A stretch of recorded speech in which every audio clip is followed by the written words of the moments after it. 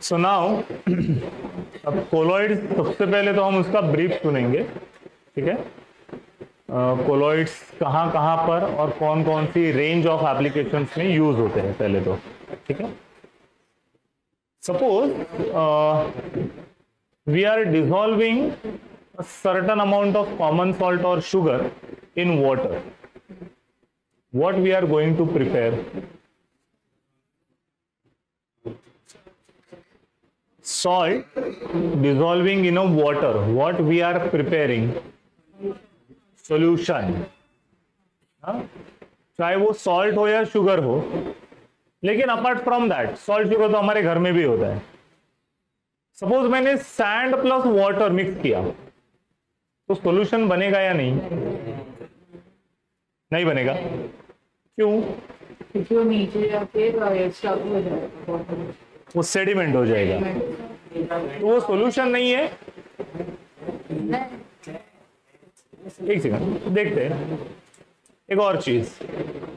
Suppose मैंने copper and zinc mix किए, तो क्या बनेगा? अलॉय। तो अलॉय जो बनेगा वो सॉलिड फेज में ही रहेगा ना, बराबर। मतलब मोल्टन फॉर्म में मिक्स करेंगे लेकिन बनेगा तो फिर से सॉलिड, तो वो सॉल्यूशन होगा या नहीं?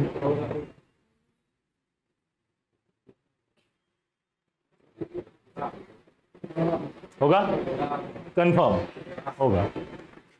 What is an air?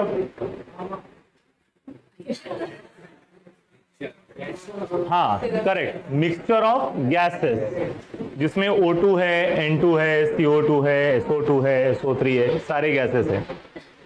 तो एयर ये सॉल्यूशन होगी या नहीं? It's a mixture, okay. Chaat corner पे मिलने वाली भेल मिक्सचर है या सॉल्यूशन है? वो मिक्सचर क्यों है वैष्णवी? मटेरियल्स है,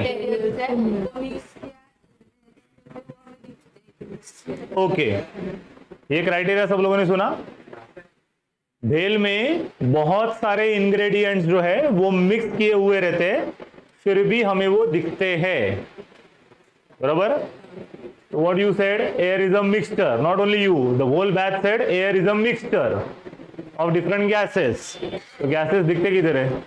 नहीं दिखते। नहीं दिखते। तो अगर air mixture नहीं है, air is a mixture जिसमें कंपोनेंट नहीं दिखते, और भेल इज ऑल्सो मिक्सचर जिसमें कंपोनेंट दिखते हैं, तो मिक्सचर का क्राइटेरिया क्या है? भेल में डिसॉल्व नहीं होंगे और एयर बनते वक्त डिसॉल्व होंगे, सेपरेटेड रहते हैं। लेकिन केमिकली ये सोचो कि ऑक्सीजन और नाइट्रोजन दोनों के दोनों इंडिविजुअल प्रेजेंट होते हैं ना, वो दिख नहीं रहे, मतलब एक दूसरे के साथ रिएक्ट कर गए क्या? अगर ऐसा होता तो हमें इनहेल करने के लिए ऑक्सीजन अवेलेबल होता ही नहीं। हम इतने सालों से जिंदा है, मतलब ऑक्सीजन है ना, इंडिविजुअल O2 के फॉर्म में है, इंडिविजुअल N2 के फॉर्म में नाइट्रोजन भी है, जो बायोलॉजिकल फिक्सेशन ऑफ एयर के लिए यूज किया जाता है, बराबर। तो फिर मिक्सचर का क्राइटेरिया क्या है और सॉल्यूशन का क्राइटेरिया क्या है? Because one confirm answer I will tell you, air is a solution. Yes, air is a solution. तो ये तुम लोग सोचो, अभी यहां पर सोचने के लिए आए हो ना। हाँ, तुम मंथन ना। हाँ सुमित, अच्छा एक चीज और, हेयर जेल सबने देखा है, अपीयरेंस कैसे रहता है जेल का? ट्रांसपेरेंट या ट्रांसल्यूसेंट? ट्रांसल्यूसेंट, आर पार एकदम पानी की तरह दिखता नहीं, लेकिन धुंधला सा दिखाई देता है, that is called as translucent. कौन सी स्टेट में होता है वो जेल?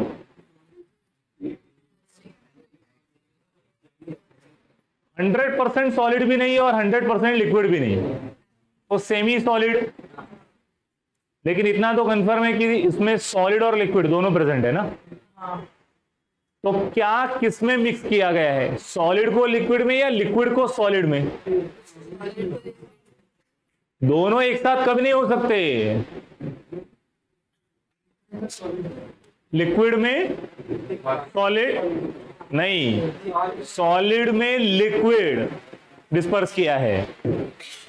अब ये कैसे हम लोग बोल रहे हैं, तो सॉल्यूशन जो है, सॉल्यूशन का क्राइटेरिया ये होता है, it is a homogeneous mixture. Homogeneous का मतलब हेटेरोजेनस भी हो सकता है। होमोजेनस का मतलब एक हो या दो हो या तीन कंपोनेंट हो, हमें किसी का इंडिविजुअल एग्जिस्टेंस नहीं दिखेगा, तब जाकर जो सिस्टम तैयार हो जाएगा, that will be called as a solution. Air में कितने सारे गैसेस है ना, लेकिन इंडिविजुअल गैस को कोई देख सकता है क्या? मतलब वो होमोजेनस मिक्सचर है, that is something called as solution. Salt को जब वाटर में डिसॉल्व किया तो solid is dissolved in liquid ना, इसे स्टर करो तो पूरा डिसॉल्व हो जाएगा। हमें दिखने के लिए ग्लास बीकर में क्या दिखाई देगा? पानी। एक्चुअली वो प्योर वाटर है क्या? It is now salt solution ना। तो सॉल्ट क्यों नहीं दिख रहा है? वो डिसॉल्व हो गया। लेकिन एक्चुअल हमें पता है ना कि उसमें कितने कंपोनेंट्स प्रेजेंट है? दो, एक सॉलिड एक लिक्विड, लेकिन दिखने के लिए पूरा एक लिक्विड ही दिख रहा है ना। मतलब दोनों होमोजेनस एक जैसे बन गए, बराबर। अलॉय, अलॉय कैसे बना था? जिंक एंड कॉपर, दो अलग अलग मेटल्स हैं, दोनों को मोल्टन स्टेट में लाओ और दोनों को मिक्स करो। मिक्स होते वक्त उनका कलर चाहे जो कुछ भी हो, लेकिन जब अलॉय बनेगा तब अलॉय में कॉपर और जिंक को सेपरेटली देख सकते हैं क्या? नहीं। मतलब दोनों ने मिलकर एक ही सिंगल फेस बना लिया। तो ऐसा कोई भी मिक्सचर जो होमोजेनस हो, that is called as solution.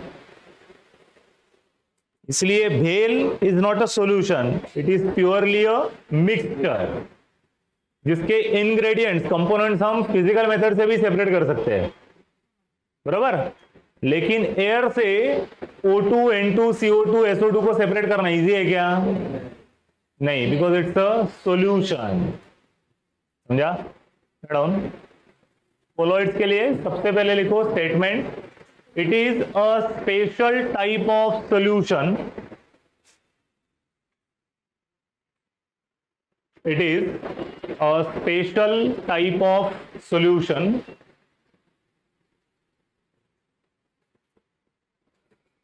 in which size of solute particles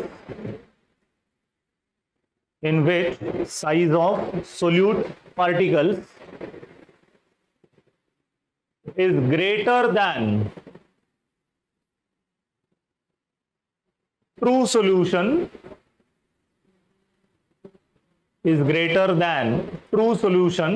but less than, write this word, suspension.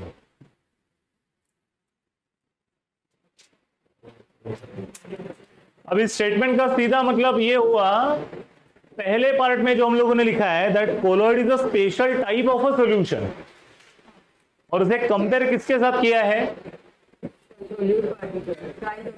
True solution and suspension. मतलब सॉल्यूशन के कितने टाइप्स होने चाहिए? तीन, true solution, colloids and suspension, जिसमें से हमें स्टडीज के लिए है कोलॉइड्स। अंडरस्टूड? तो वो कैसे बनेंगे? Write down, make 3 columns.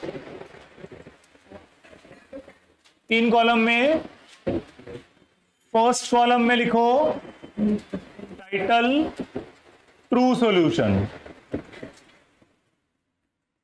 Middle column में कोलॉइड्स, और थर्ड में लिखेंगे suspension. Now, the first point for differentiation, particle size, solute particle size is very small. Solute particle size is very small, of about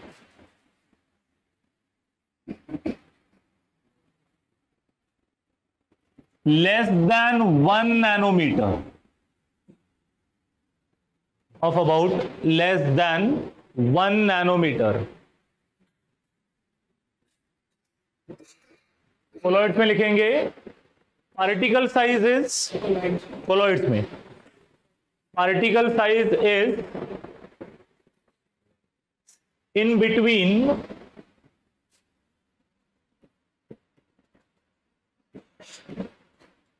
1 to 100 nanometer,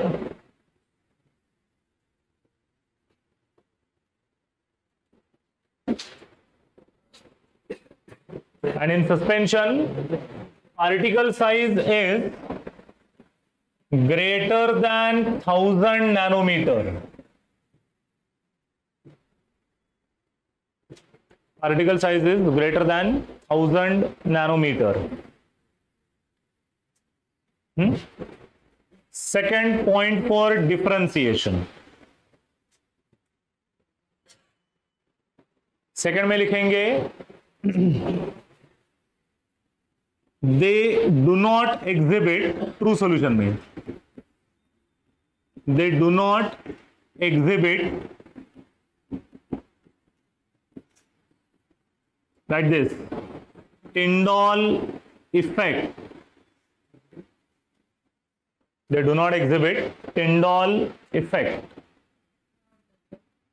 वो बाद में देखेंगे ना. Colloids में लिखेंगे they exhibit Tyndall effect.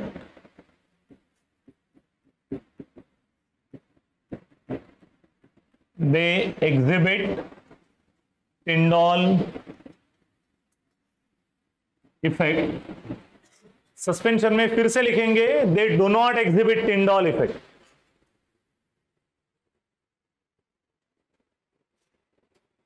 They do not exhibit Tyndall effect.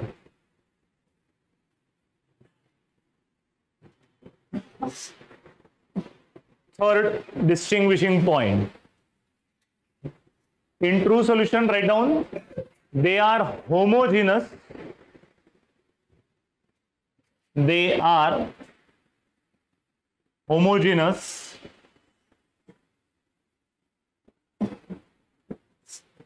Right, in suspension, they are heterogeneous.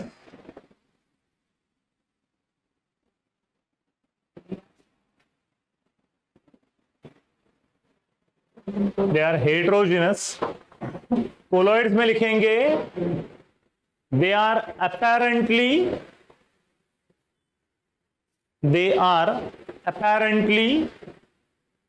homogeneous. They are apparently homogeneous, but microscopically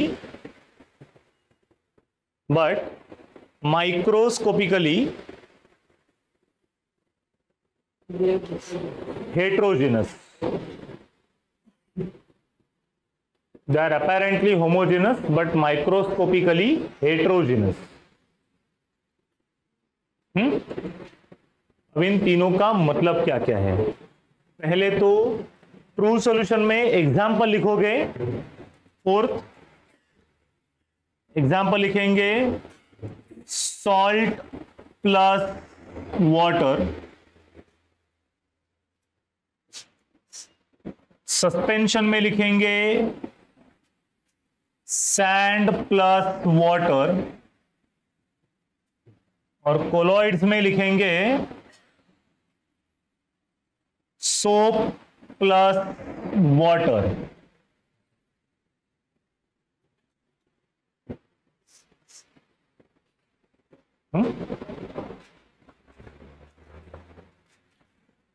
अभी जो 1 by 1 हमें डिफरेंस देखना है, सबसे पहले पार्टिकल की size. Structure of atom 11th में सीखा है, बराबर। किसी भी मटेरियल का स्मॉलेस्ट यूनिट क्या होता है? एटम, बराबर। मिनिमम 2 एटम जब कंबाइन होंगे तो मॉलिक्यूल्स बनते हैं। लेकिन फिर से क्वेश्चन है, whether atoms and molecules can be seen with a naked eye. Why? They are very small. Salt पानी में डिसॉल्व किया था, दिख नहीं रहे, क्यों? डिसॉल्व हो गए ये तो पता है, बट स्मॉल साइज पार्टिकल्स, तो साइज उनकी कितनी है? Less than 1 nanometre. 1 नैनोमीटर का मतलब कितने मीटर? इट इज 10⁻⁻⁹ मीटर, जिसका मतलब 0.1 2 3 4 5 6 7 8 एंड 1 मीटर। इतने मीटर का उसका डायमीटर होता है पार्टिकल का। अगर हम 1 सेंटीमीटर की लाइन ड्रॉ करते हैं तो हमें कितनी छोटी लगती है, बराबर ना? But that 1 centimetre is 0.01 metre, बराबर। तो ये कितना छोटा होगा देखो पार्टिकल। अगर मैंने 1 सेंटीमीटर की लाइन इस बोर्ड पर ड्रॉ की और तुम्हें कम से कम 100 मीटर की दूरी पर रखा, वो लाइन भी हमें दिखेगी नहीं शायद से, बराबर। और पार्टिकल का डायमीटर इतने मीटर का है, क्या दिखेगा वो हमें? कुछ नहीं। लेकिन दिख नहीं रहा है मतलब वो होगा ही नहीं, ऐसा नहीं है ना, वो है, लेकिन साइज इतनी छोटी है कि हमें खुली आंखों से नहीं दिखेगा, करेक्ट? माइक्रोस्कोपिकली भी नहीं दिखेगा। दिखेगा कैसे? It is always possible with the help of electron microscope.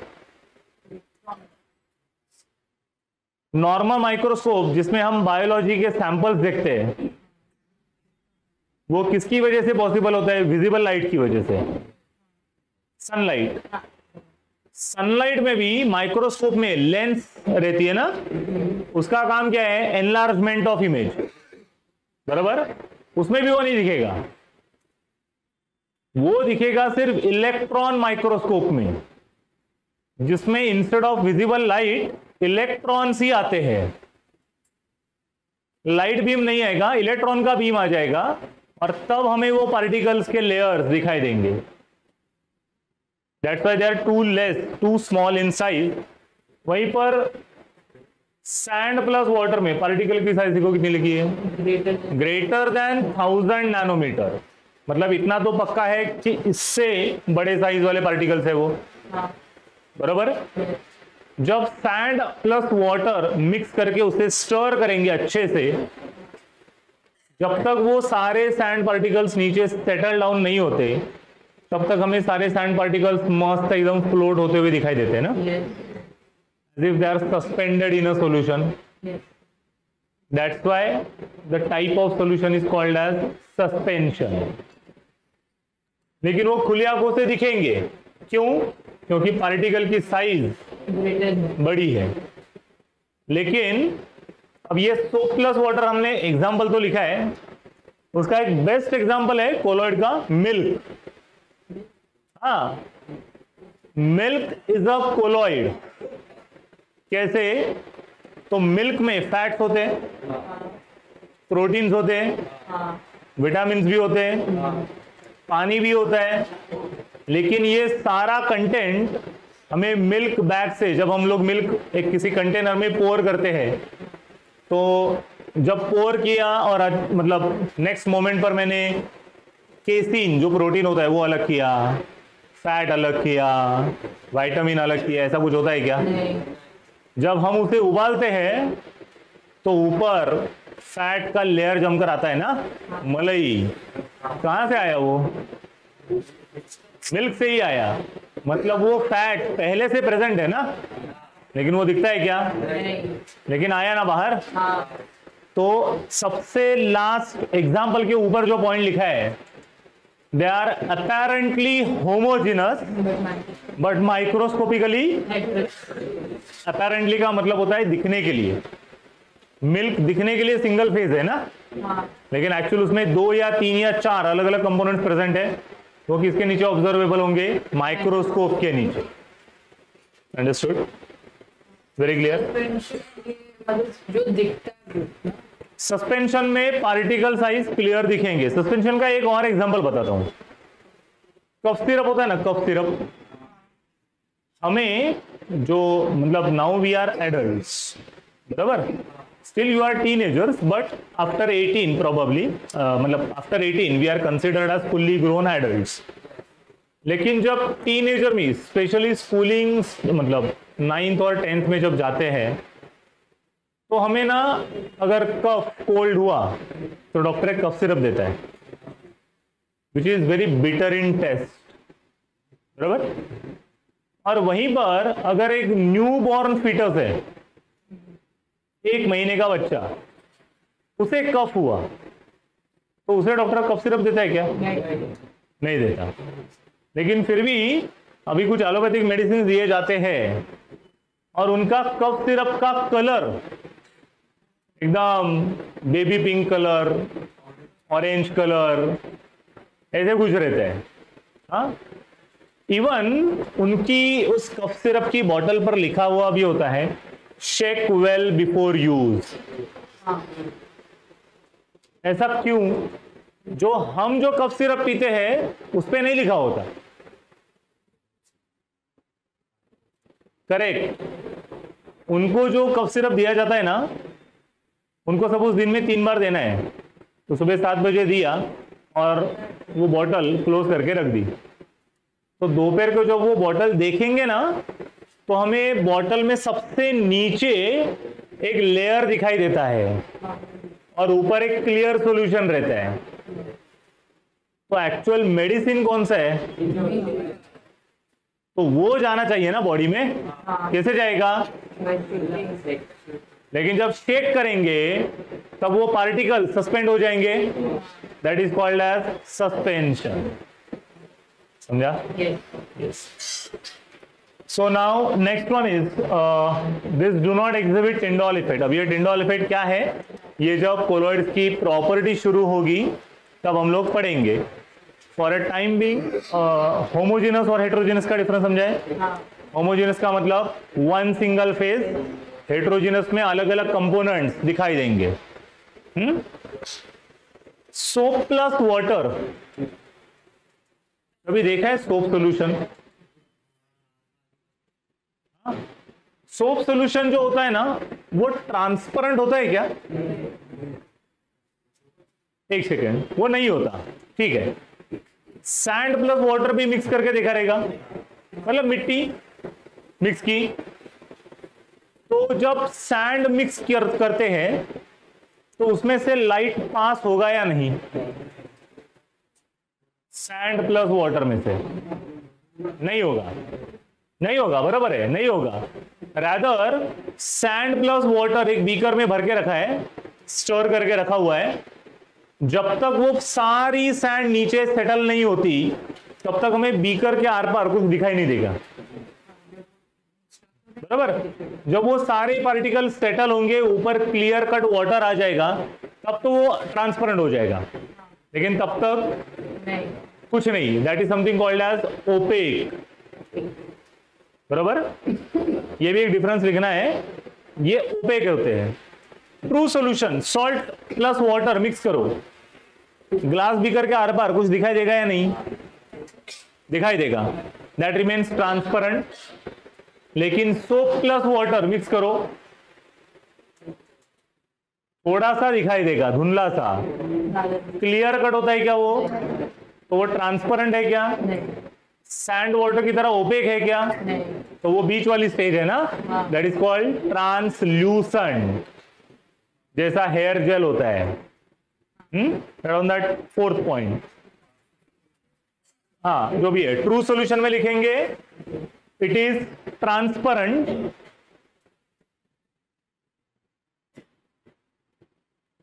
It is transparent. Colloids में लिखेंगे it is translucent, it is translucent, LUSCENT, translucent. और सस्पेंशन में लिखेंगे इट इज ओपेक, OPAQUE।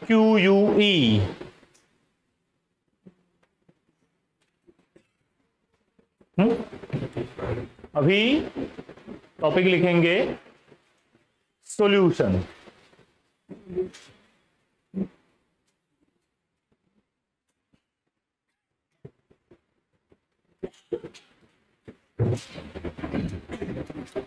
कोई भी सॉल्यूशन बनते वक्त हमें कितने कंपोनेंट चाहिए? मिनिमम 2, एक की सोल्यूट और दूसरा सॉल्वेंट। जो डिसॉल्व होता है उसे क्या बोला जाता है? सोल्यूट। और जिसमें डिसॉल्व होगा तो सॉल्ट प्लस वाटर में वाटर इज सॉल्वेंट। तो फिर सॉल्यूशन के लिए जब solute plus solvent is required things, अब सोल्यूट और सॉल्वेंट के टर्म में बात नहीं करेंगे। सोल्यूट को हम लोग बोलेंगे डिस्पर्स्ड फेज और सॉल्वेंट को हम लोग कहेंगे डिस्पर्शन मीडियम। तो disperse phase plus dispersion medium, इन दोनों से मिलकर क्या बनना है? डिस्पर्शन। तो solution is nothing but dispersion.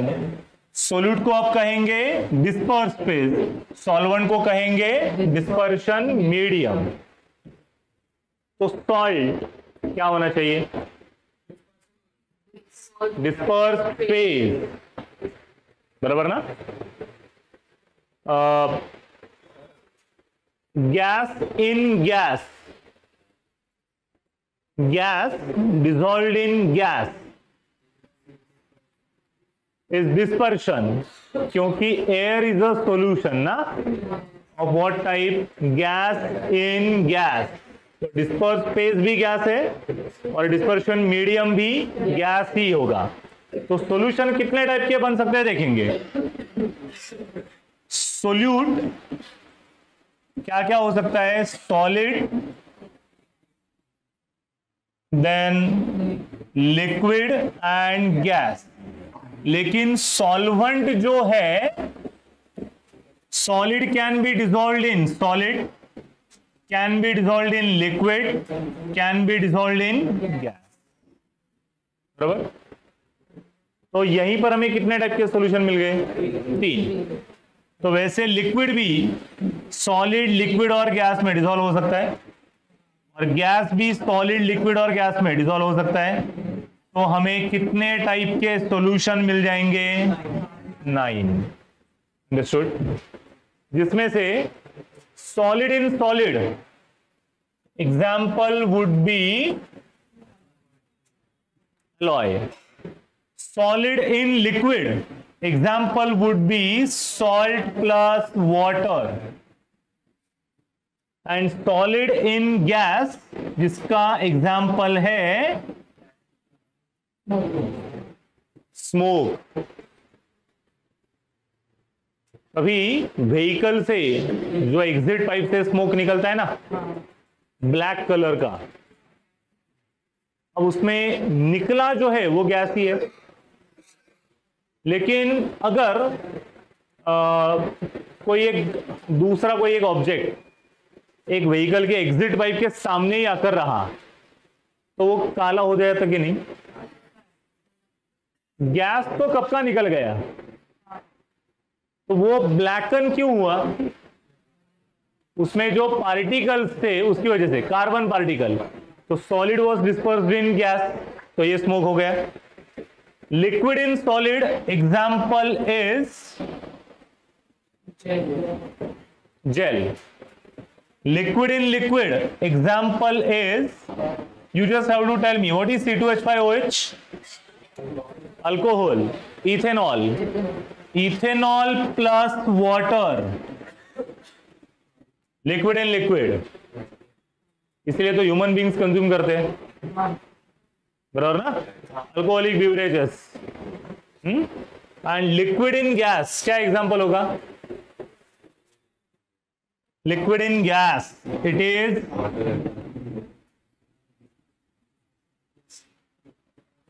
Aerogel. हाँ, एक्चुअली वो क्या होता है, फोम पता है ना? Snow spray. स्नो स्प्रे जब हम लोग मार्केट से नया नया खरीद कर लाएंगे, उसे शेक करके देखो, आवाज आती है, तो लिक्विड है ना. लेकिन उसे स्प्रे करने पर बाहर क्या निकलता है? गैस. बराबर? सॉरी, नहीं, वाटर वेपर नहीं. वाटर वेपर क्या है? एक ही मटेरियल की दूसरी स्टेट है ना, उसमें दो कंपोनेंट्स नहीं है, बराबर? गैस इन सॉलिड क्या होगा?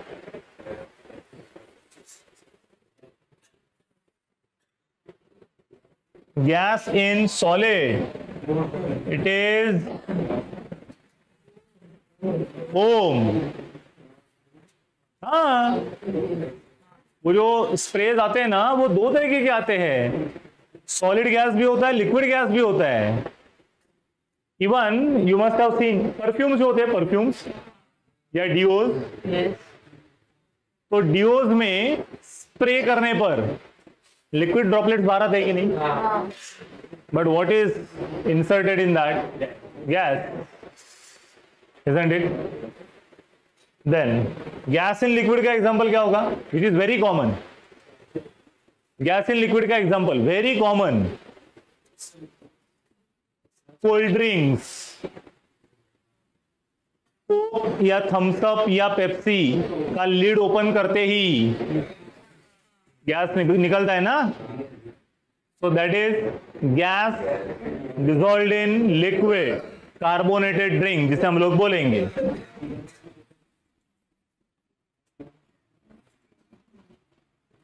Carbonated drink.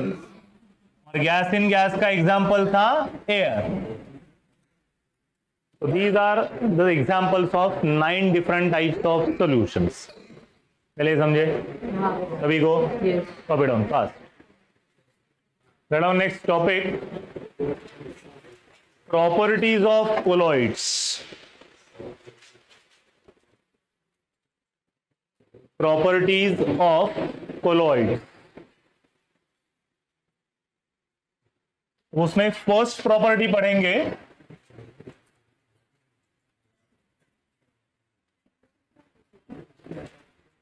that is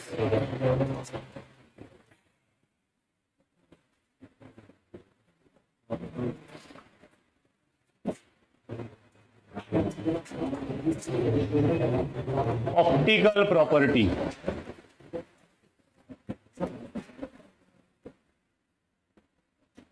और ऑप्टिकल प्रॉपर्टी में एड इन अ ब्रैकेट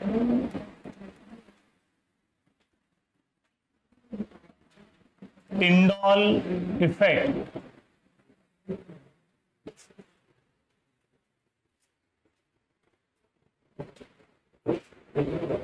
अब ये जो टिंडॉल इफेक्ट है ना, ये हमें हमारे स्कूल्स में, हमारे घरों में, स्पेशली डेंस फॉरेस्ट में ये दिखाई देता है.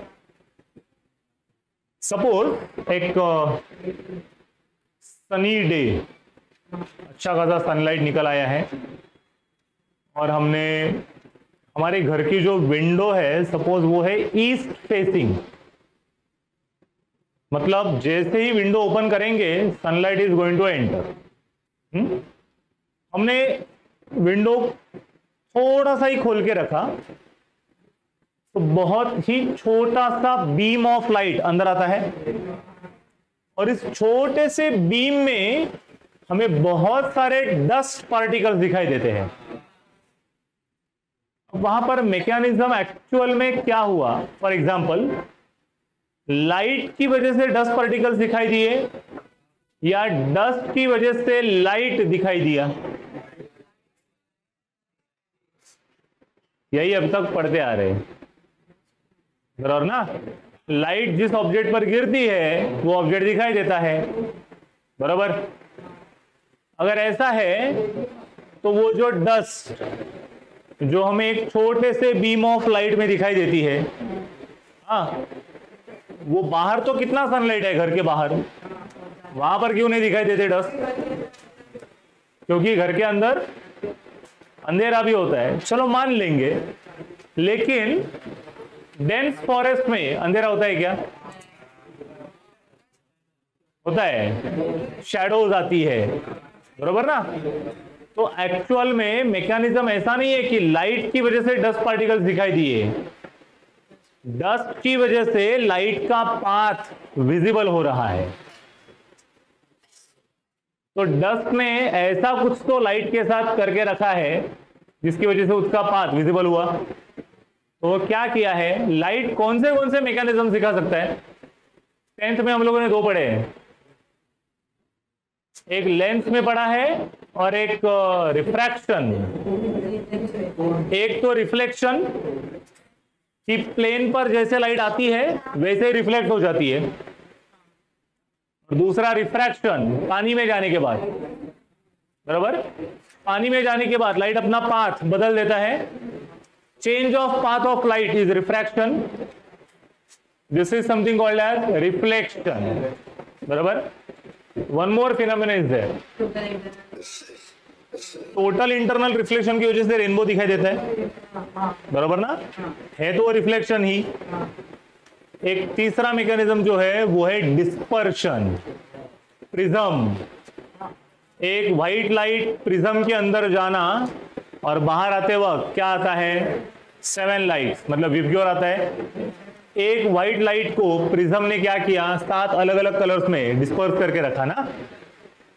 एक और मैकेनिज्म दिखाई देता है, that is scattering of light. Have you ever thought sunrise और सनसेट जब होता है, इन दोनों टाइमिंग्स पर स्काई अपीयर्स ऑरेंजिश और reddish, and then rest of the day it appears blue. Sky तो वही है, प्लैनेट भी वही है, स्टार सन भी वही है, तो स्काई कलर चेंज क्यों हो रहा है? कुछ तो रीजन होगा ना। That reason is nothing but scattering effect. दिन भर सबसे ज्यादा क्वांटिटी में जो लाइट स्कैटर होती है that is blue light, and it is because of increased amount of dust particles.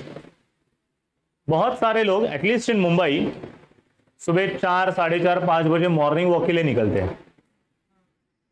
अगर हमें मॉर्निंग वॉक लेना ही है, वैसे तो 12 बजे तक हम सबको गुड मॉर्निंग ग्रीट करते हैं ना, तो 11 बजे कोई सुबह के मॉर्निंग वॉक के लिए क्यों नहीं जाता? बहुत गर्मी होती है, सनलाइट। लोग मॉर्निंग वॉक सनलाइट लेने के लिए जाते ही नहीं है, लोग जाते हैं प्योर एयर, फ्रेश एयर लेने के लिए। तो 11 बजे अगर कोई मॉर्निंग वॉक के लिए निकला तो क्या होगा? धुआं इनहेल करके आएगा वो, बराबर है।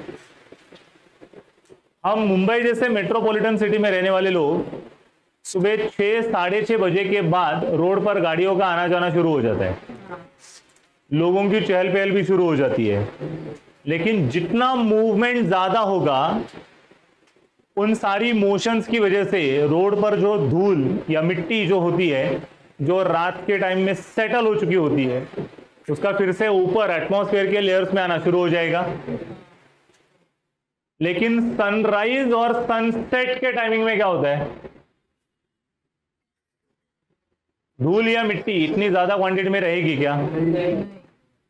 जिसका मतलब एटमॉस्फेयर में जो सनराइज जब होगा, व्हाइट लाइट जब इंसिडेंट होगी, तो कौन से कलर का स्कैटरिंग सबसे ज्यादा होगा? रेड का। बिकॉज ऑफ डस्ट पार्टिकल्स की क्वांटिटी उस वक्त कम होती है, लेकिन जैसे जैसे डस्ट पार्टिकल की क्वांटिटी बढ़ेगी रेड का स्कैटरिंग कम होते जाएगा और ब्लू का स्कैटरिंग बढ़ते जाएगा। That's why it appears blue through out the day.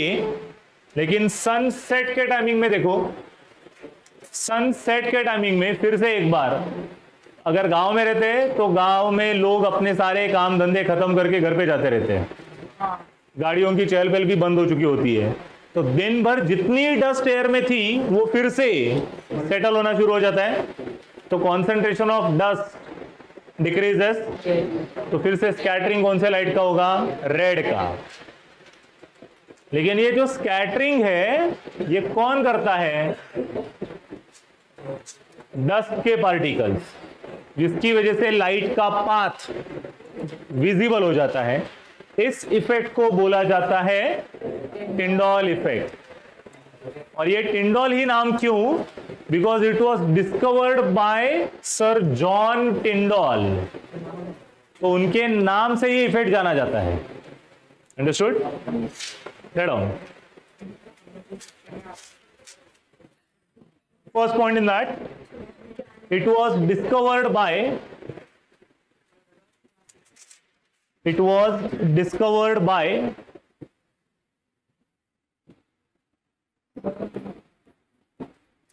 John Tyndall.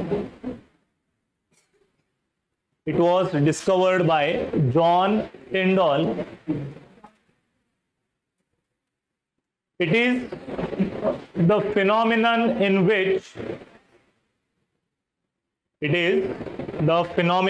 in which light is scattered by dispersed phase particles. Light is scattered by dispersed phase particles, due to which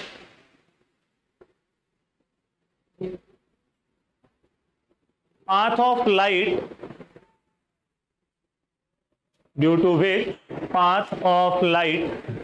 in a solution becomes visible.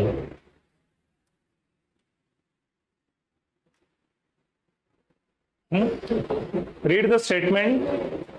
Hope you got the meaning. Yes. तो अब हमने सबसे पहले जो distinguish लिखा था ना आज के लेक्चर में,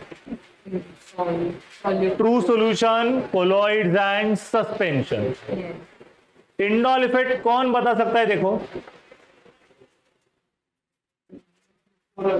कोलॉइड ट्रू सॉल्यूशन नहीं दिखा सकते, बराबर, ऐसे लिखा हुआ है। तो वो कैसे? सपोज हमने एक बीकर में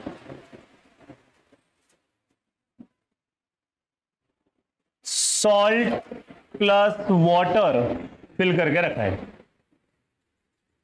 तो ये ट्रांसपेरेंट होगा, ट्रांसल्यूसेंट होगा या ओपेक होगा? हमने यहां पर एक टॉर्च,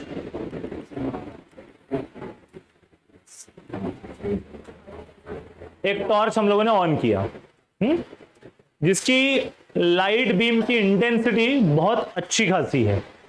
हा? अब ये लाइट जैसे ही सॉल्यूशन में एंटर करेगी, वो सॉल्यूशन के बाहर आएगी या नहीं? पहले तो यहां से जो लाइट बाहर निकलेगा वो जो होगी उसे हम लोग कहेंगे ट्रांसमिटेड लाइट, और यहां पर जो लाइट अंदर चली जाएगी उसे हम लोग बोलेंगे इंसिडेंट लाइट। अब इंसिडेंट लाइट का ब्राइटनेस तो जो है वैसा ही दिखेगा। ट्रांसमिटेड लाइट का ब्राइटनेस कम होकर आएगा, उतना ही रहेगा या ज्यादा हो जाएगा? सोचो।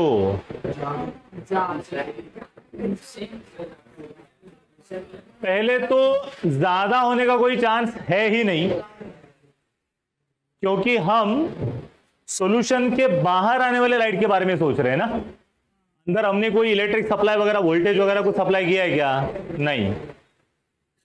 तो दो ही चीजें पॉसिबल है, या तो वो उतना ही रहेगा या तो कम होकर आएगा। क्या होगा? उतना ही रहेगा। क्यों? क्योंकि salt plus H2O true solution का एग्जांपल था। पार्टिकल की साइज 1 नैनोमीटर से भी कम, तो सोल्यूट पार्टिकल के साथ कोई इंटरेक्शन होगा क्या? नहीं। तो लाइट जैसे गई वैसे ही बाहर आ जाएगी ना। मतलब ट्रांसमिटेड और इंसिडेंट लाइट का ब्राइटनेस जो होगा या इंटेंसिटी जो होगी, दैट इज सेम रहेगी। अब सॉल्ट प्लस वाटर के जगह पे सैंड प्लस वाटर रख दो, अब क्या होगा? बाहर कुछ आएगी या नहीं? लाइट नहीं आएगी। और अगर आई भी तो उसका ब्राइटनेस, जिसका सीधा मतलब यह है लाइट सॉल्यूशन में जाते ही सैंड पार्टिकल के साथ इंटरेक्ट हो चुकी है, तो पार्ट ऑफ लाइट अब्सॉर्ब हो गई, तो बहुत कम लाइट बाहर आ जाएगी ना। तो ट्रांसमिटेड लाइट की ब्राइटनेस या इंटेंसिटी कम होकर आएगी। एंड अगर मैंने यहां पर सोप प्लस वाटर डाल दिया, अब आ जाएगी, लेकिन उसी के साथ साथ एक और मैकेनिज्म हमें बीकर में मिलेगा। और वो क्या होगा मैकेनिज्म? तो हमें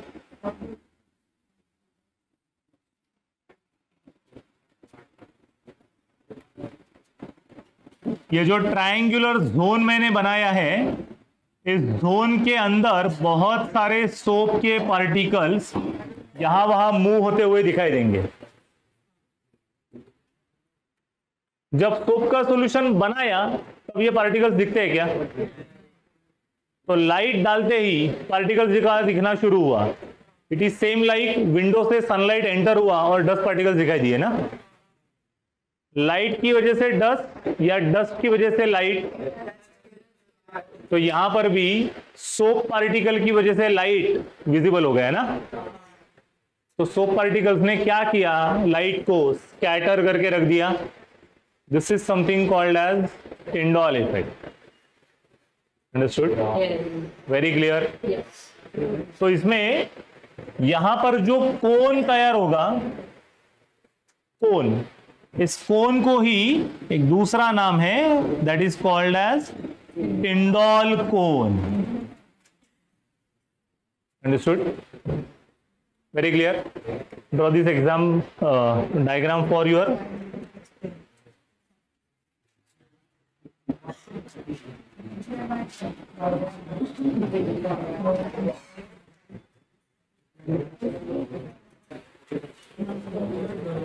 नेक्स्ट प्रॉपर्टी लिखेंगे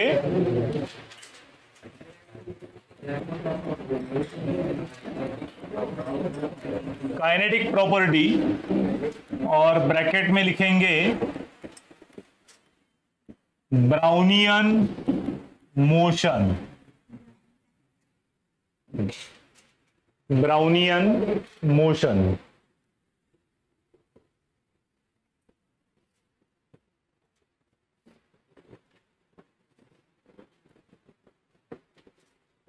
अब पहले इसके बारे में लिखेंगे और बाद में एक्सप्लेनेशन देखते हैं। And that it was discovered by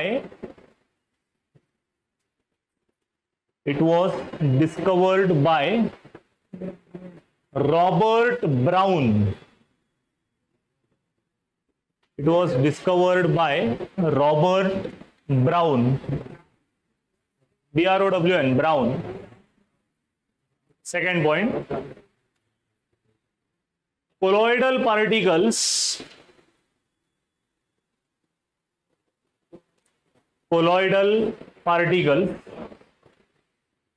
performs continuous random straight line, continuous random straight line and zigzag motion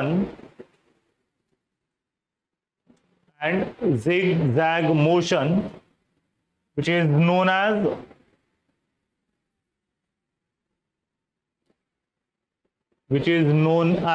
Brownian motion.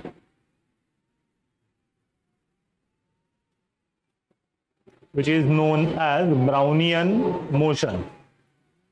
अब ये ब्राउनियन मोशन है ना, कोलॉइडल पार्टिकल्स में दिखाई देता है, लेकिन इसका यूज करके एक बहुत ही क्रिटिकल क्वेश्चन का आंसर किया गया था.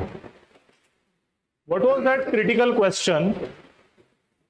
स्ट्रक्चर ऑफ एटम जो हम लोगों ने पढ़ा है अभी तक, उसमें मैटर कोई भी हो, उसका सबसे स्मॉलेस्ट फंक्शनिंग यूनिट जो होता है वो एटम.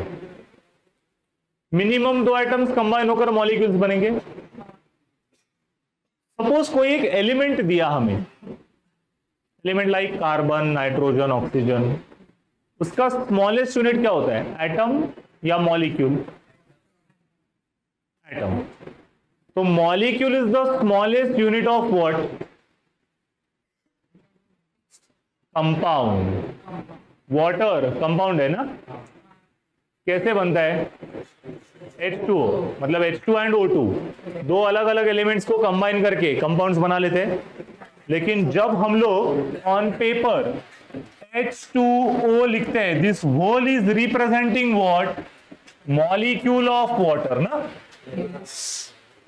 लेकिन सिंगल H सिंगल O क्या रिप्रेजेंट करेंगे? एटम्स. बराबर. अब सवाल ये था फिजिक्स में कि अगर सब लोग, डाल्टन से लेकर सब लोग बोल रहे थे कि 2 एटम्स कंबाइन होने पर मॉलिक्यूल बनता है, तो वाटर बनने के लिए हाइड्रोजन के 2 और ऑक्सीजन का 1 एटम कंबाइन होना बहुत जरूरी है. चलो वो हम मान लिए कि वो मॉलिक्यूल बन गया. तो उसका एग्जिस्टेंस, कि मॉलिक्यूल एग्जिस्ट करता है, ये प्रूव भी करने के लिए आना चाहिए. वो कैसे करेंगे? तो जिसके लिए कोई आंसर या कोई प्रॉपर वे मिल नहीं रहा था. तब बेस्ड ऑन दिस एक कॉन्सेप्ट साइंटिस्टों से पुटअप किया गया. वो क्या? तो एक ऐसा इमेजिन कर लो, फुटबॉल ग्राउंड है, अभी फीफा का फुटबॉल भी शुरू हुआ, बराबर ना. And usually football is very popular game in Europe, बराबर. एंड देर आर मतलब lot of bettings and all done. And the most favourite teams like Italy, Germany, लेकिन अर्जेंटीना तो एक टाइम था, लेकिन Germany, France, Italy, let's say Brazil, these are some popular teams. लेकिन सालों से जिनका होल्ड है, those are Brazil and Italy. तो मानकर चलते कि ऐसे ही 2 टीम्स जो सबसे ज्यादा क्राउड दुनिया भर का देखने वाला है, 2 टीमें आ गई फाइनल में, ब्राजील वर्सेस इटली. लाखों करोड़ों का सट्टा लगा हुआ है और फाइनल में पूरा ग्राउंड ऑडियंस से एकदम फुल हो चुका है. दोनों टीम के सारे प्लेयर्स सेंटर लाइन पर आकर खड़े हैं. सेंटर में फुटबॉल रखा है, रेफरी दोनों तरफ रेडी है. सब लोग एकदम जोर जोर से चिल्ला रहे हैं अपने अपने टीम के लिए. और रेफरी ने विसल करते ही एक चमत्कार हुआ. वो क्या? तो दोनों टीम के सारे प्लेयर्स गायब हो गए. हाँ, पहले तो फुटबॉल का रूल सीख, आउट नहीं होता कोई. हाँ? दोनों टीम के सारे प्लेयर्स गायब हो गए. अब गायब होना मतलब वो ग्राउंड के बाहर नहीं गए हैं, है वहीं पर, लेकिन लोगों को दिख नहीं रहे. मिस्टर इंडिया बन गए वो। हाँ, अब जो है पहले उसे देखेंगे, बाद में अपना जो जनरल नॉलेज है वो बाहर निकालेंगे। हाँ, तो इस केस में रेफरी ने विसल किया है तो गेम शुरू होगा, लेकिन प्लेयर्स किसी को भी दिख नहीं रहे हैं। लेकिन लोग सिर्फ एक ही फिनोमिना देखेंगे कि बॉल यहां से वहां जा रही है, क्योंकि गेम शुरू हो चुका है। तो लोग कंफ्यूज है कि किसके लिए, मतलब कौन सी टीम का प्लेयर उसे किक कर रहा है, ये तो पता ही नहीं चलेगा। सिर्फ हम लोग ये अंदाज से लगा सकते हैं कि ब्राजील का गोल पोस्ट किधर है और इटली का गोल पोस्ट किधर है, तो अकॉर्डिंगली गोल करने की कोशिश दोनों टीम के प्लेयर्स करेंगे। अब इसमें अपना फिजिक्स क्या काम करेगा, तो Newton's first law of motion, जब तक कोई एक्सटर्नल इम्बैलेंस फोर्स किसी स्टेडी ऑब्जेक्ट पर एक्ट नहीं करता, तब तक वो ऑब्जेक्ट रेस्ट पर ही रहेगा। या फिर वो मोशन में है तो वो मोशन में ही कंटिन्यू करेगा। विसल करने से पहले फुटबॉल स्टेडी था, विसल करने के बाद प्लेयर्स गायब हो गए, तो बॉल यहां से वहां कैसे जा रही है? प्लेयर्स किक मार रहे हैं ना, मतलब गेम इज स्टार्टेड, लेकिन प्लेयर्स दिख नहीं रहे। इसका मतलब प्लेयर है नहीं क्या, लेकिन वो दिख नहीं रहे, बराबर।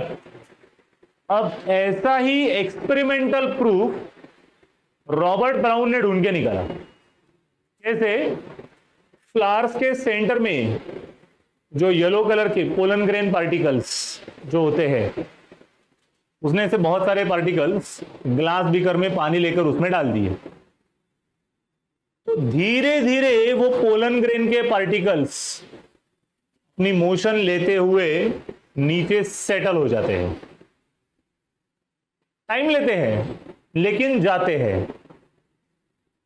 अब जब हमने पोलन ग्रेन को पानी में डाल दिया, उस वक्त तो वो सरफेस पर ही थे, वो नीचे कैसे गए फिर? अगर हम लोग ये मान लेंगे कि उनका वजन बहुत ज्यादा है, तो ऐसा भी नहीं है, वो तो बहुत लाइट वेट पार्टिकल्स होते हैं। वो एब्जॉर्ब अगर कर लिए जाएंगे, एब्जॉर्प्शन इज डिफरेंट फिनोमिना ना। एब्जॉर्प्शन में क्या होता है, वाटर चला जाता है अंदर तक, यहां पे पार्टिकल खुद नीचे की तरफ जा रहे हैं। तो it is same like that football,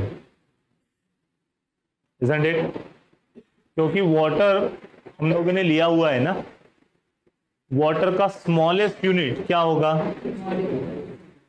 ये मॉलिक्यूल कंटिन्यूअसली वाइब्रेटरी मोशन में रहते हैं, बराबर। लेकिन वो वाइब्रेटरी मोशन में रहते हुए उस पोलन ग्रेन पार्टिकल पर फोर्स एक्सर्ट करते रहेंगे कि नहीं? That pollen grain particle will act as a football then. जिसका मतलब एक बीकर में अगर मैंने वो पोलन ग्रेन का पार्टिकल रखा होगा, यहां पर मैंने पार्टिकल तो डाल दिया, लेकिन अब वही particle continuous straight line and zigzag and random motion करते हुए नीचे सेटल होगा ना। लेकिन इससे हम प्रूफ क्या कर पाएंगे? That water molecules does exist, वो एग्जिस्ट करते हैं और वो कंटिन्यूअसली खुद मोशन में है, जिसकी वजह से पोलन ग्रेन पर भी फोर्स एक्सर्ट होते जा रहे हैं, बराबर। सोप सॉल्यूशन जब बना लेंगे तो सोप के पार्टिकल्स भी यहां वहां मूव होते रहते हैं। अपने आप मूव कैसे होंगे ऑब्जेक्ट?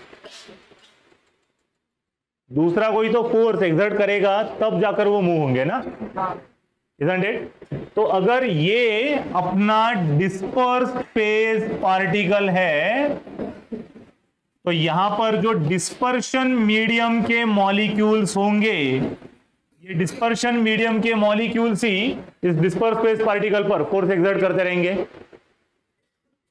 मतलब डिस्पर्शन मीडियम क्या होगा अपना? फॉर एग्जांपल H2O, और डिस्पर्स फेज पार्टिकल क्या हो सकता है अपना?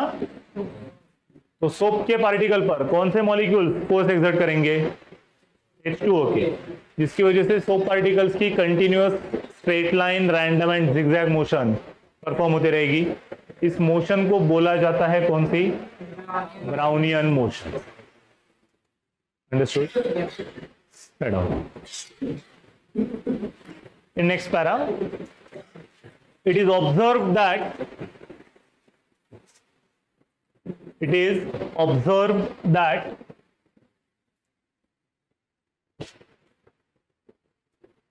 dispersion medium molecules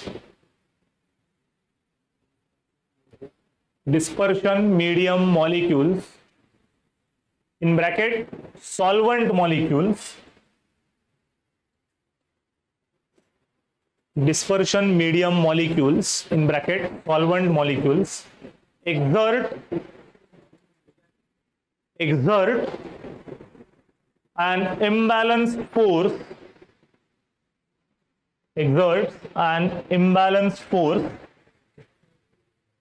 on dispersed phase particles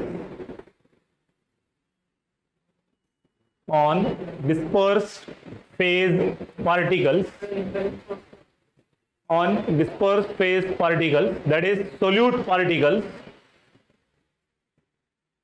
due to which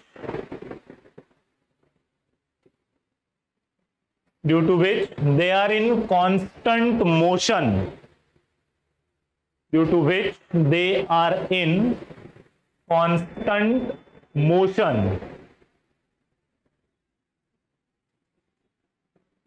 known as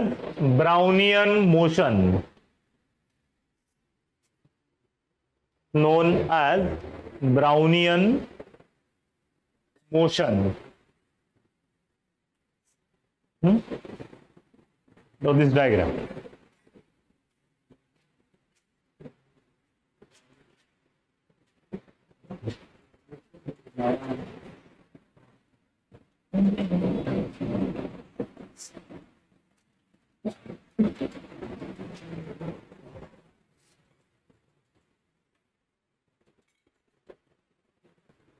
Done? On the down next. Third one is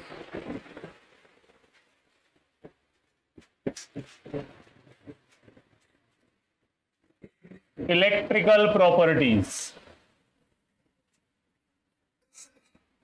और इलेक्ट्रिकल प्रॉपर्टीज में फर्स्ट वन लिखेंगे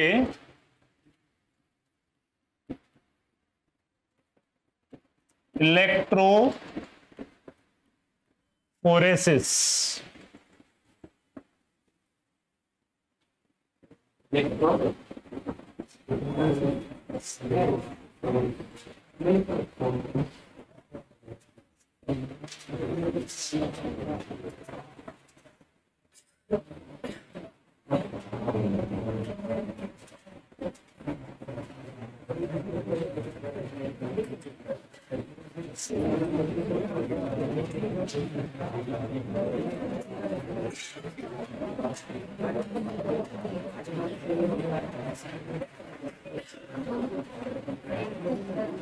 Start to write in that.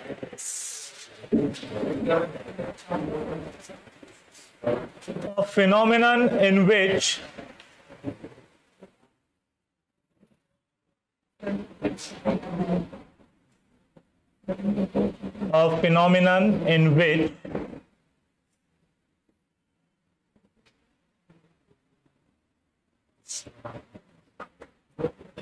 dispersed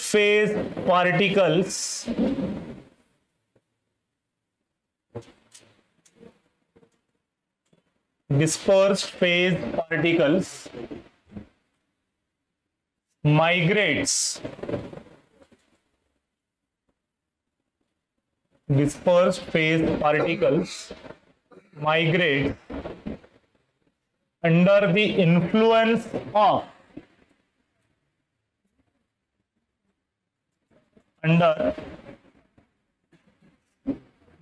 influence of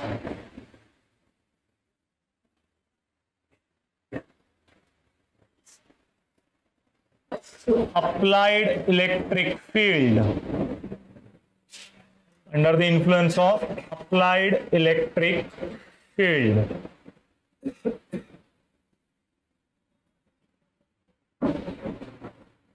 is called as electrophoresis.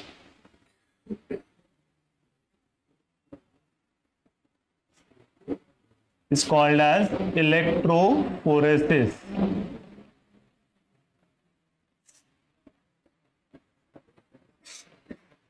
In next para, it consists of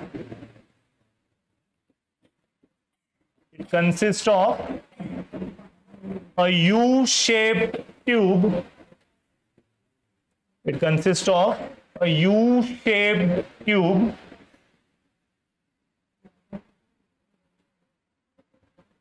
which is fitted with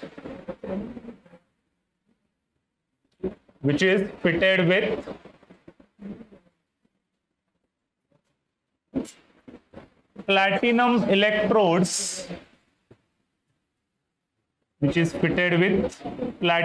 electrodes,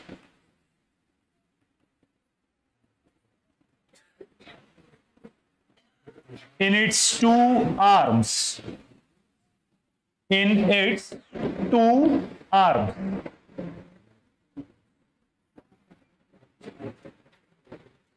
Next para. A dispersion is filled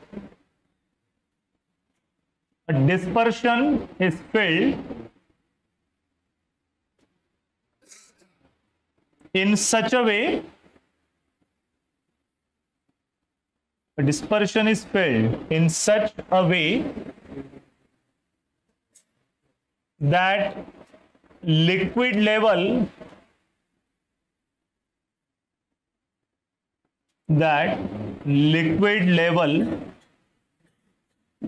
in both the arms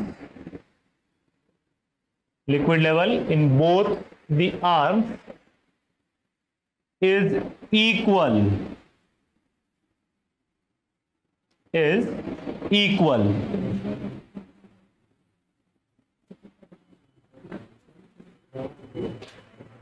Third para.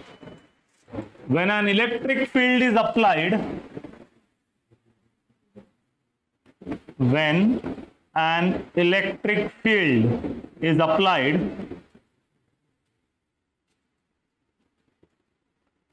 it is observed that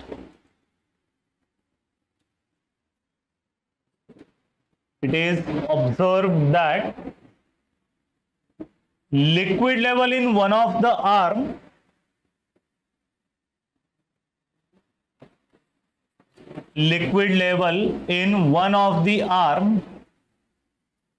starts to get reduced,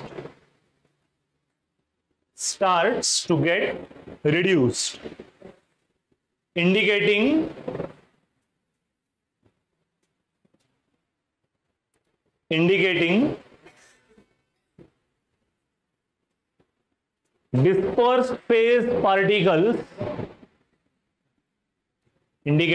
dispersed phase particles are migrating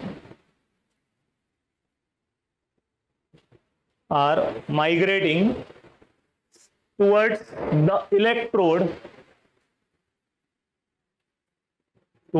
the electrode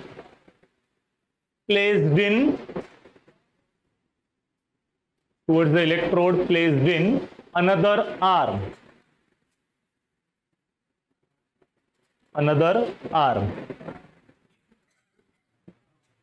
next point लिखो उसी का,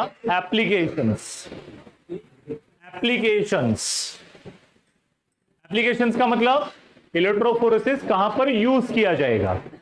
number 1, it is used to separate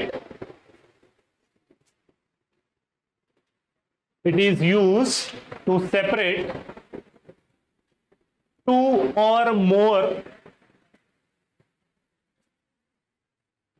components of dispersion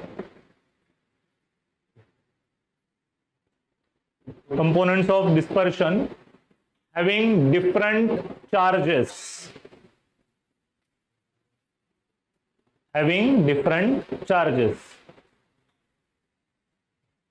Second,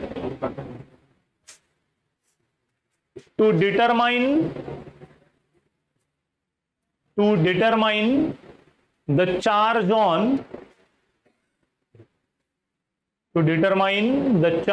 on colloidal particles.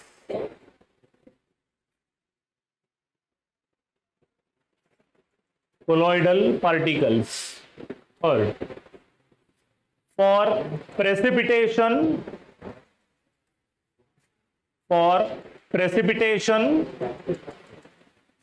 or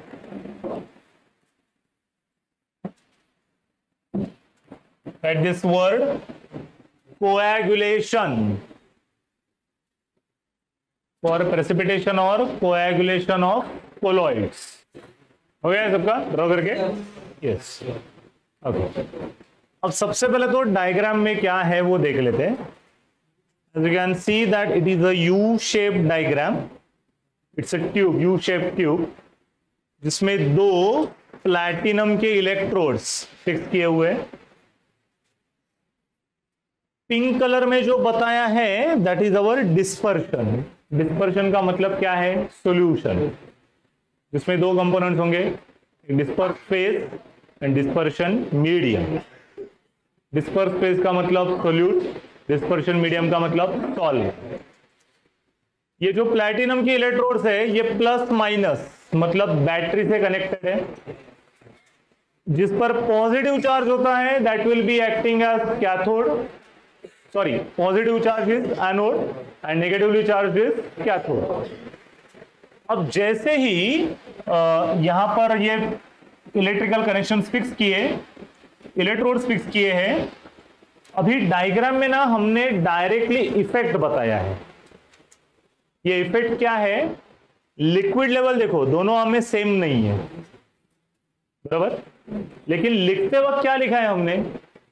solution dispersion is filled in a tube in such a way that liquid level in both the arms will be equal, बराबर।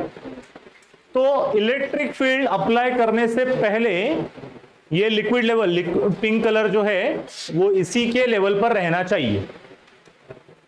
तो field apply करने के बाद जैसे ही current flow होना शुरू हो जाएगा, उसके साथ क्या पॉसिबल हो रहा है? तो ये ब्लू कलर के पार्टिकल्स अगर देखोगे तो ये कौन से पार्टिकल्स है? मतलब सोल्यूट के पार्टिकल्स है। वो माइग्रेट हो रहे एक आर्म से लेकर दूसरे आर्म में ना। इस आर्म में जो इलेक्ट्रोड रखा है उस पे चार्ज कौन सा है? पॉजिटिव, जिसका मतलब सीधा ये होगा कि ये जो माइग्रेट होने वाले पार्टिकल्स है उन पे नेगेटिव चार्ज है, क्योंकि दो अपोजिट चार्ज ही एक दूसरे को अट्रैक्ट करेंगे ना। तो ये वाला मैकेनिज्म जब हमें दिखाई देगा तो हम सीधा कंक्लूड क्या कर देंगे? ये जो भी डिस्पर्शन लिया है उसके जो डिस्पर्स फेस के पार्टिकल्स है उन पे चार्ज नेगेटिव बनना है, बराबर। अब जैसे ये पार्टिकल्स इस इलेक्ट्रोड के सरफेस पर जाकर डिपॉजिट हो जाएंगे, डिपॉजिट होने के बाद उनका चार्ज, नेगेटिव चार्ज बचेगा या वो न्यूट्रलाइज हो जाएगा? न्यूट्रलाइज हो जाएगा।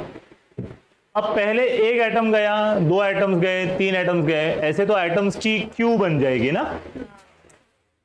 तो एक एक एक करके जैसे ही इलेक्ट्रोड के सरफेस पर एटम्स डिपॉजिट होना शुरू हो जाएंगे, एटम्स पे एक इलेक्ट्रोड के सरफेस पर एक लेयर जमते हुए दिखाई देगा कि नहीं?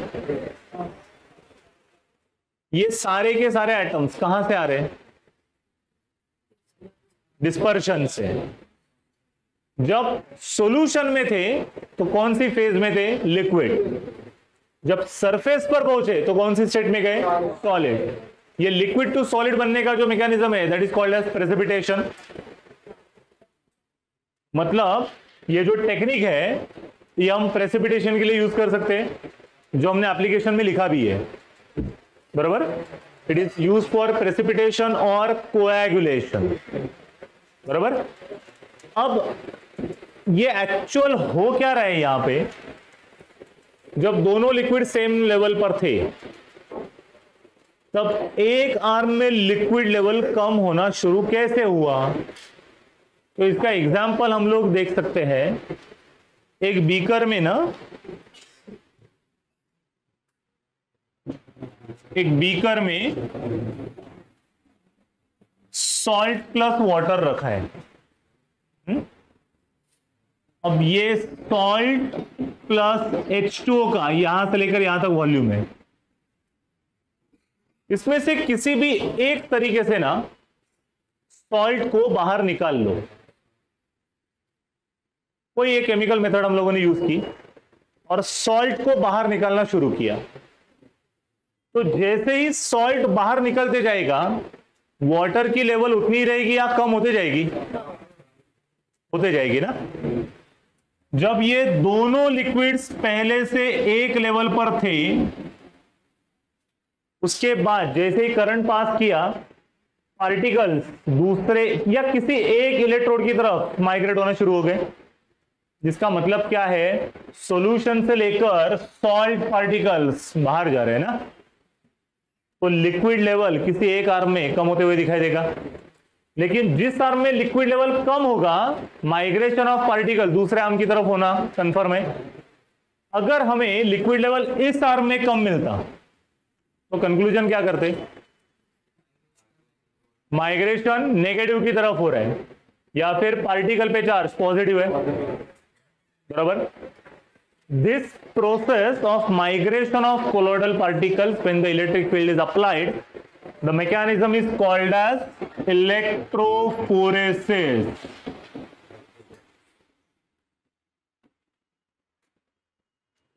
क्योंकि इसी के साथ साथ हमें एक और मैकेनिज्म है, that is called electroosmosis. Osmosis word तो सुना रहेगा, नहीं? बायो वाले सुना है। ऑस्मोसिस में क्या होता है, वाटर मूव होता है। यहां पर क्या मूव हो रहा था, सोल्यूट। सोल्यूट के बदले अगर सॉल्वेंट मूव होना शुरू हुआ, that will be called as electroosmosis. But word electro stands for what? Migration जिसका भी होना है वो तो होगा, but that is with the help of what? Charge, that is electric field. Hence the processes are called electrophoresis or electroosmosis. Very clear? ये क्या फंडा है ये? प्रांजल, तनीश, समझ लगा? नक्की काय ह्याच्यात होणार?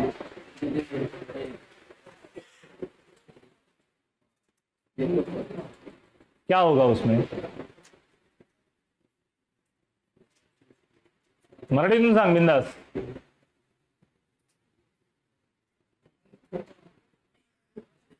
यू आर अटेंटिव ना? हाँ तो बोल दुर्गेश, क्या होगा? जिस पर्सन रहेंगे उसके रहेंगे वो अट्रैक्ट करेंगे, चार्ज के ऊपर रहेगा। कि अगर पे नेगेटिव चार्ज रहेगा तो पॉजिटिव की तरह अट्रैक्ट होंगे और पॉजिटिव चार्ज तो नेगेटिव की तरह। लेकिन ये अट्रैक्शन कब होगा? जब इलेक्ट्रिक फील्ड अप्लाई, जब इलेक्ट्रिक फील्ड अप्लाई होगा उसके बाद, करेक्ट? तब तक क्या होगा सीन? नॉर्मल रहेगा, मतलब दोनों आर्म्स में लिक्विड लेवल सेम रहेगी। नेक्स्ट। हाँ नहीं, ये दो अलग अलग तरीके से देखा जाता है सुमित। हमारे रिमोट का सेल होता है ना, उसमें भी प्लस माइनस होता है, लेकिन उसका प्लस इज कैथोड, और यहां पर जो प्लस है ना, ये प्लस इज एनोड। तो ऐसा क्यों है उल्टा? बराबर, ये दो अलग अलग तरीके के सेल्स है। रिमोट में जो यूज होता है उसे सेल ही बोलते हैं ना। कौन सा सेल होता है वो? प्राइमरी के आगे एक वर्ड है, it is primary which type of cell? Galvanic और voltaic cell. It's a galvanic cell. तो गैल्वानिक सेल में क्या होता है? Chemical energy is converted into electrical energy. बराबर? मोबाइल की बैटरी, चाहे वो रिमूवेबल हो या नॉन रिमूवेबल हो, ये दो तरीके की बैटरी है, गैल्वानिक भी है और इलेक्ट्रोलाइटिक भी है। कैसे? जब मोबाइल वर्किंग मोड पर है तो उसका डिस्प्ले हमें दिखाई देने के लिए इलेक्ट्रिकल पैनल्स होते हैं, तो जब मोबाइल हम लोग शुरू करेंगे तो अंदर इलेक्ट्रिसिटी जनरेट हो रही है ना, कहां से? मतलब बैटरी के अंदर कुछ केमिकल्स फील्ड है, तो केमिकल एनर्जी का कन्वर्जन इलेक्ट्रिकल एनर्जी में हो रहा है। लगातार 5, 6, 7 घंटों तक बैटरी यूज की हमने, तो बैटरी ड्रेन होते जाएगी, बैटरी 1% बची, हम रिमोट का सेल निकालकर फेंक देते हैं। मोबाइल की बैटरी फेंकना अफोर्डेबल नहीं है बार बार, हम उसे क्या करते हैं, लेकिन चार्ज करने के लिए पहले उसे सॉकेट में डालकर स्विच ऑन करते हैं ना। तो स्विच ऑन करते हैं मतलब कौन सी एनर्जी प्रोवाइड कर रहे हैं, तो फिर से बैटरी रिचार्ज हो जाती है, तो electrical energy is getting converted into chemical, तब वो सेल है इलेक्ट्रोलाइटिक। और जब सेल वर्किंग मोड पे है बैटरी, तब वो है गैल्वानिक। तो गैल्वानिक सेल में कैथोड पॉजिटिव और इलेक्ट्रोलाइटिक सेल में एनोड पॉजिटिव। तो यहां पर पॉजिटिव नेगेटिव चार्जेस आने के लिए एज आई हैव सेड, यहां पर बैटरी कनेक्शन दिया रहेगा ना, समझा? तो ये इलेक्ट्रोलाइटिक सेल हुआ, understood? Let's down next, electro osmosis. Electro osmosis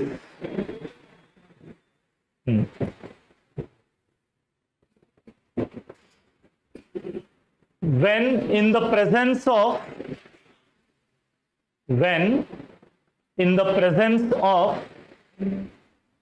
applied electric field, when in the presence of applied electric field, dispersion medium starts to migrate, dispersion medium starts to migrate, it is called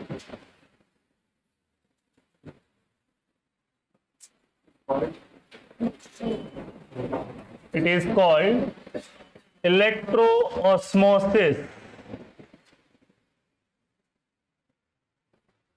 It is called electroosmosis.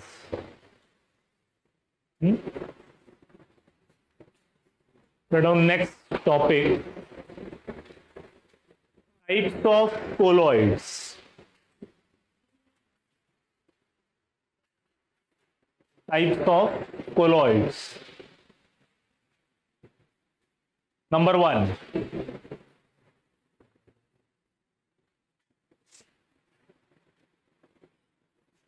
Multimolecular colloids.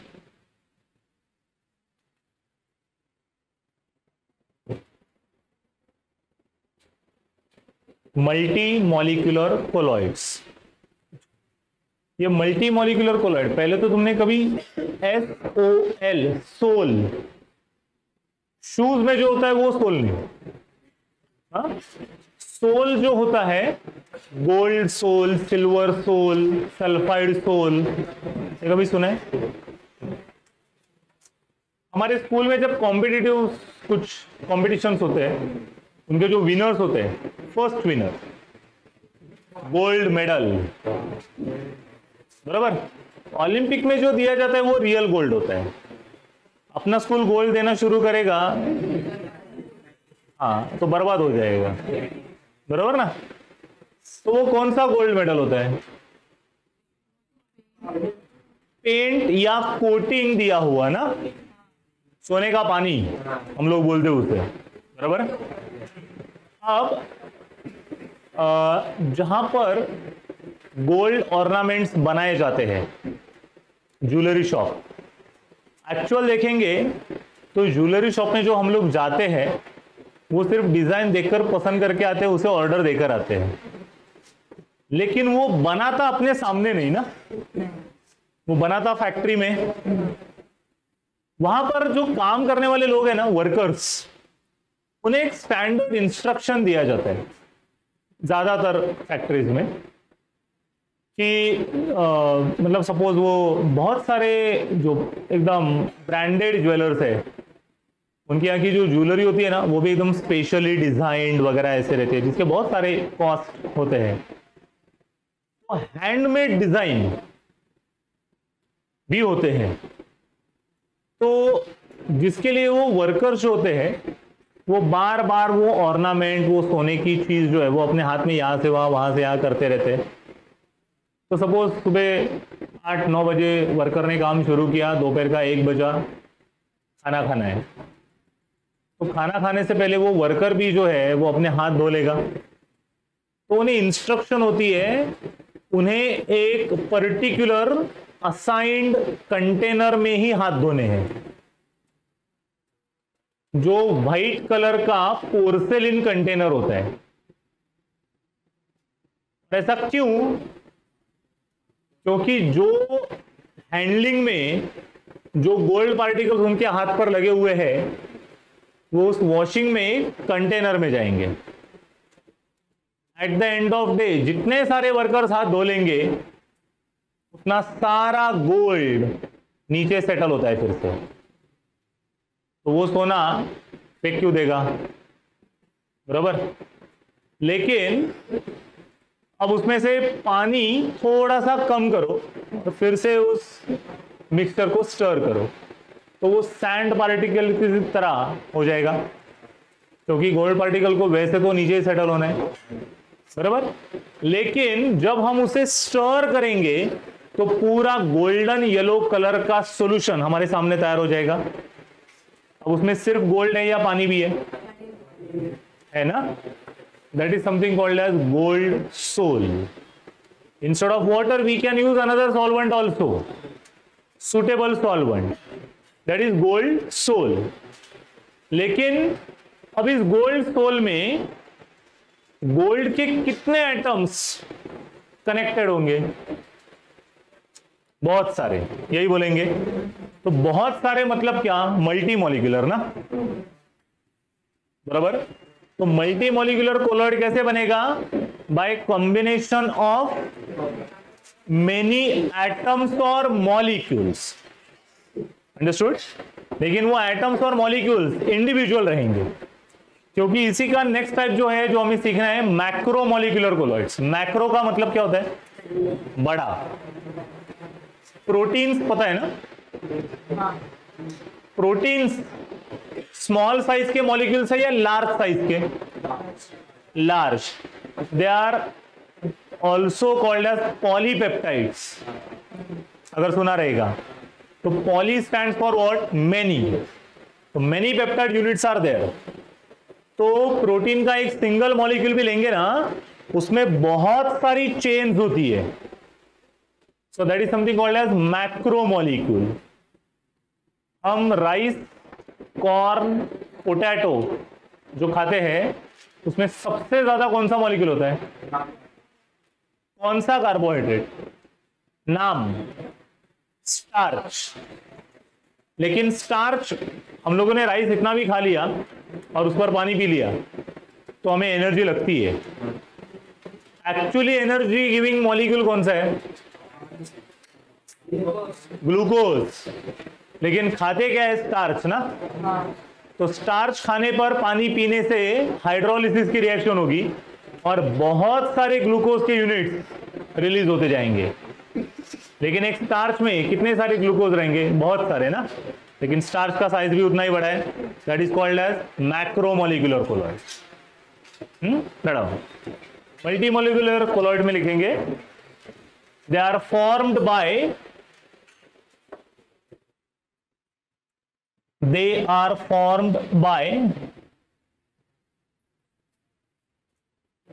combination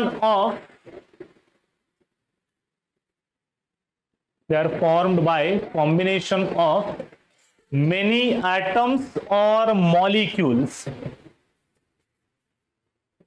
Many atoms or molecules. Example, gold or silver soul, SOL, gold or silver soul. Second type, macromolecular colloids, MACRO, macromolecular colloids. And in that, these are formed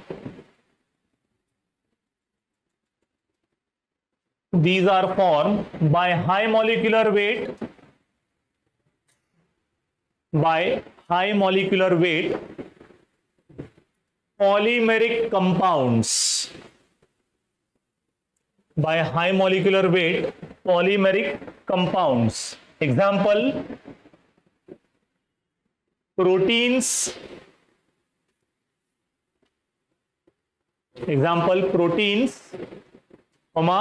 Carbohydrates such as starch.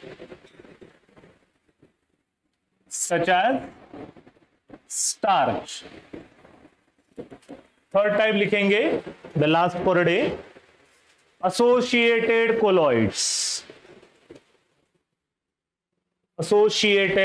colloids.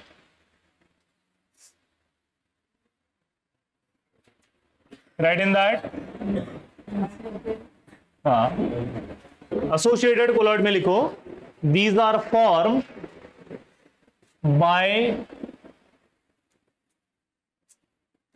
the spatial arrangement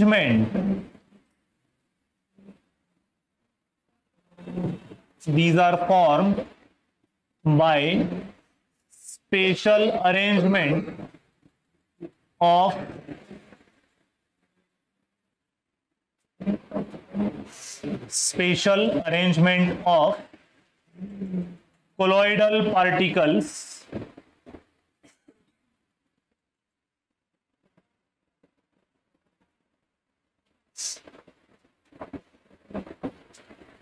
example,